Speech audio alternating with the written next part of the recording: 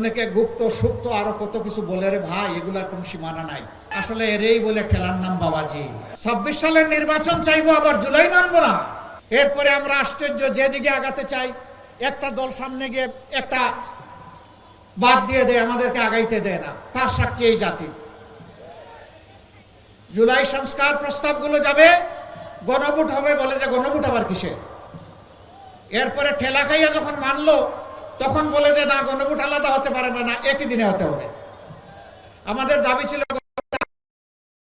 গণভোটও সুন্দর হবে, জাতীয় সংসদ নির্বাচনটাও সুন্দর হবে। তাদের দাবির প্রেক্ষিতে করা হলো। এখন বলে আমরা গণভোট মানি না। এতদিন চালাচালি করে এখন যখন জনগণ জবাব চাচ্ছে, আপনারা কি নতুন বাংলাদেশ চান না পুরানা ফেসিবাদী বাংলাদেশ চান, আপনাদেরকে আপনাদের অবস্থান পরিষ্কার করতে হবে। তখন তারা গতকাল থেকে একটু একটু বলা শুরু করেছেন। আসলে এরই বলে খেলার নাম বাবাজি। এই জাতি যারা ধাক্কা দেয় তারে ছেড়ে দেয় না। কেন এটা করতে হলো? কেন শুকরিয়া আদায় করলেন না? জুলাই না হলে কিসের আবার 26-এর নির্বাচন? জুলাই না হলে তো নির্বাচন হওয়ার কথা ছিল ফেসিবাদীদের অধীনে 29 সালে। 26 সালের নির্বাচন চাইবো, আবার জুলাই মানবো না। জুলাইয়ের আকাঙ্ক্ষা পূরণ করবো না, সম্মান দেখাবো না। এটি হতে পারে না। রাখেন এইগুলা, যে যা করার করুক।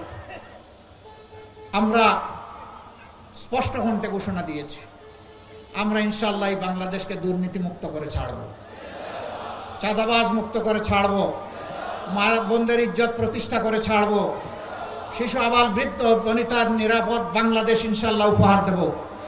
আমরা বলেছি বাংলাদেশে আর কোনো ব্যাংক ডাকাতের অস্তিত্ব থাকবে না। আমরা বলেছি আর কোনো শেয়ার মার্কেট লুট করার দুঃসাহস কেউ দেখাবে না। আমরা বলেছি আর ঘরে ঘরে চাঁদার নামে ডাকাতি করার সুযোগ দেব না। সেই পরিবর্তনের বাংলাদেশ আপনারা চান কিনা? আপনারা চান? আমরা কথা দিচ্ছি, কথা যেমন জাতির সাথে আমরা 5 আগস্টের পর রেখেছি, অতীতে একটা বাদ দিলাম, রাখেন। কে কি করেছে, অনেকে গুপ্ত সুপ্ত আরো কত কিছু বলে রে ভাই, এগুলার কোনো সীমানা নাই। নিজেই যারা গুপ্ত হয়ে উদাও হয়ে গিয়েছিল বছরের বছর, যারা মজলুমদেরকে বলে এরা নাকি গুপ্ত আর সুপ্ত। ভাই একটু নিজের দিকে সবাই তাকায়, এটাই ভালো হবে, এটাই ভালো হবে। আয়নায় নিজের চেহারা দেখে অন্যেরটা দেখে লাভ নাই রে ভাই। 2 বন্ধু রিক্সায় চড়ছে, বয়স্ক মানুষ। তো কম বয়স যার, এই 2 জনের মাঝে একজন বলতেছে, বন্ধু তোমার কেমন লাগে, শক্তি সামর্থ্য? কই না, আমার তো ভালো লাগে। কই ভাই আমি বোধহয় আর বাঁচবো না। কেন বাঁচবে না?